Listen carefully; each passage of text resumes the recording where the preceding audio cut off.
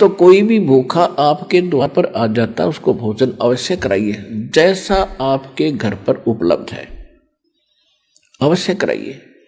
और फिर उससे भी लाभ होता है। फिर बताया है कि विशेष लाभ होता है साधु संत भक्त जो भक्ति कर रहे होते हैं उनसे ज्यादा लाभ होता है।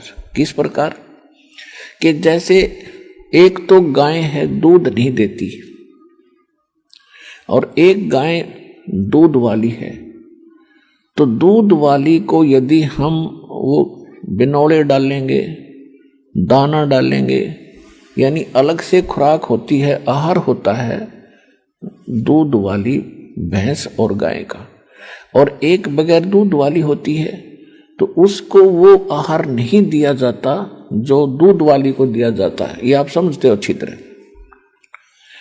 तो कहने का भाव ये है कि उसका जो आहार है वो भी देना है, क्योंकि वो भी आपकी आवश्यकता है जो दूध नहीं देती। लेकिन जो उसको आहार डालोगे, बिनौले डालोगे या कोई और खल डालोगे दूध वाली को, उससे लाभ ज्यादा होगा, वो लाभ नहीं देगी, वो आपका आने वाले समय में फलेगी।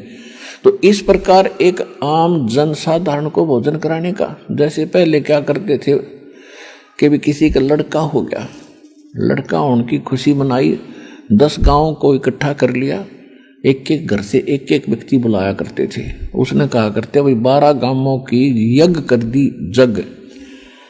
तो वो कोई जग नहीं थी, वो कोई यज्ञ नहीं थी, वो तो अपनी रोटी सभी खा रहे हैं, स्पेशल बुलाए गए, उनसे कुछ नहीं होता। तो साधु संत भगत को आहार कराया जाता है, वो कई गुना फलता है।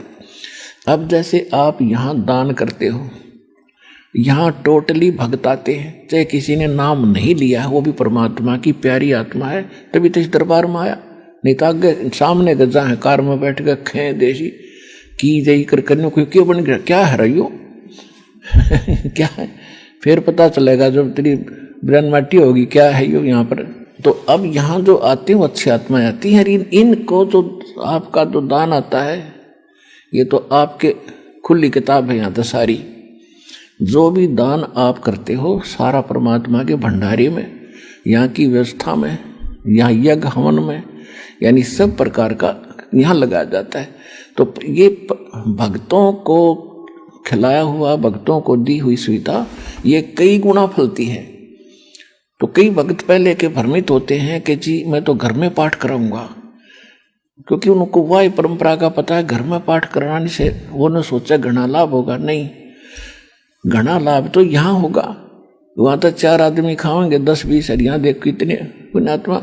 और फिर पाप आप कहीं कर दियो, चाहे जंगल में छुप के कराइयो, पाप आपके मस्तक में लिखा जाएगा, और धर्म ने कितना कर लो आपके मस्तिष्क में लिखा जाएगा, उसका फल मिलेगा। तो यहाँ किया हुआ फल यूं ज्यादा लाभदायक है, इसलिए आप फल रहे हो फटाफट। और एक शास्त्र अनुकूल साधना है, परमात्मा ने फार्मूले बता रखे हैं, इन फार्मूलों को अपना कर आप चलियो, देखना कैसे लाभ ना हो। और फिर जैसे आप शुरू में आते हो, आपके पास कोई पुण्य नहीं है, पुण्य खत्म हुए तो भी तो आप दुखी हुए। तो पहले परमात्मा की शक्ति सतलोक से आती है, दास के चलता फिरता एक पावर हाउस है भगवान का, और वो फिर आपको आशीर्वाद से चार्ज किया जाता है। फिर आपको विधि बताई जाती है कि अब आप स्वयं अपने पैरों पर खड़े हो, ये साधना करो, कमाई करो, ये तुम्हारा संग्रहित होगा। और जो हम आशीर्वाद देते हैं वो तो आपके कष्ट को हल्का कर देता है और आपको विश्वास बनता है कि हाँ भगवान है। तो फिर ये क्रिया बताई जाती है कि अब डट कर भक्ति है। कबीर साहब ने फार्मूला बताया है कि जिन हर जैसा सुमरिया ताको तैसा लाभ, ओसा प्यास न भाग ही जब लग धसे न आब। कि आप जैसे पहले हम मंगलवार का व्रत रखते थे, 5:15 का प्रसाद बांट दिया, बूंदी लेकर गुलदाना, और वो धर्म हो गया, खाक धर्म हुआ। ये कहते हैं ये तो तुम ओस चाट रहे थे, प्यासे होकर के ओस चाट रहे थे।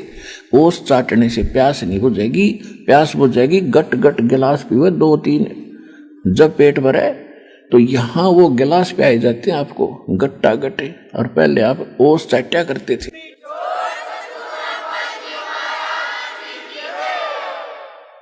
गुरु बिन माला फेरते, गुरु बिन देते दान, गुरु बिन दोनों निष्फल हैं, जय पूछो वेद पुराण। इस पृथ्वी पर कोई गुरु नहीं, इस सतलोक आश्रम बरवाला के अतिरिक्त कोई सत्साधना नहीं। तो जहां भी कोई साधना कर रहा है बोला भक्त, वो अपना जीवन नाश कर रहा है। गीता में लिखा कि कुपात्र को दिया हुआ दान कभी नहीं फलता, सुपात्र को दिया हुआ दान तुरंत लाभ देना शुरू कर देता है। तो ये स्थान है, ये दास है वो सुपात्र, और डट कर दान करो और फिर देखना। कबीर साहब कहते हैं, चेड़ी चोंच भर ले गई, नदी न घट्यो नीर, दान दिए धन घटे नहीं, नो कह रे साहिब कबीर।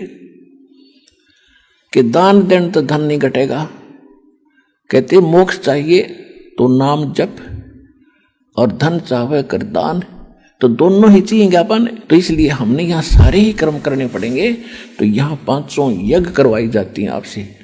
एक यज्ञ है धर्म की, दूसरी यज्ञ है ध्यान, और तीसरी यज्ञ हवन की, चौथी यज्ञ प्रणाम, और पांचवी ये तत्व ज्ञान रूपी यज्ञ है। तो ये 500 यज्ञ सतलोक आश्रम बरवाला, जिला हिसार हरियाणा के अतिरिक्त इस पृथ्वी पर नहीं है, 21 ब्रह्मांड में नहीं है। आज मान लियो, चाहे 10 साल पाछे मान लियो, या माननी पड़ेगी आप। और जितना जल्दी मानोगे उतनी आपकी किस्मत जल्दी खुल जाएगी।